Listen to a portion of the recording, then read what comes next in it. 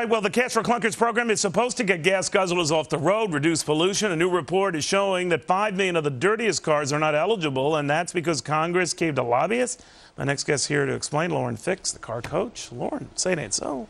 I'm sorry, unfortunately, things aren't working as we originally planned. There's so many cars out there that are ineligible, and the emails that I get from viewers, they're just so disappointed that their cars aren't eligible. What's not eligible, and why aren't they eligible? Oh, we can start listing all the vehicles from previous to 1985. You've got Cavaliers, Escorts, pretty much any Isuzu product, commercial applications. Are there still a lot of them on the road? There's tons of them on the road. You know, and I know the automotive aftermarket really wants to help those people, but some people can't even afford to keep those cars, and they really need to get off the road. Some cars are just worn out. They were made, so many of them, and the idea was to get them off the road. All right, but the administration argues, getting a lot of clunkers off the road. You argue not nearly as many as we thought. Right? No, not as many as we thought. And the first $1 billion equaled about 240,000 cars. So now we went ahead against what I thought was a good idea and put another $2 billion into a program that really limited a lot of people. Do we really think there's another 500,000 more consumers that can afford to purchase a car or are eligible? And the answer is no. Well, they say the appetite in showrooms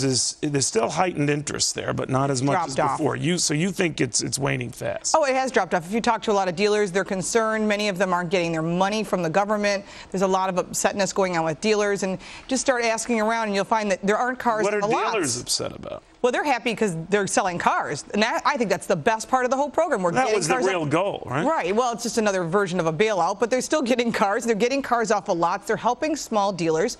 Awesome. That's great for the little villages and towns. But for us, as the average consumer, many of us aren't eligible, and we have cars that should have been eligible, and we were excluded.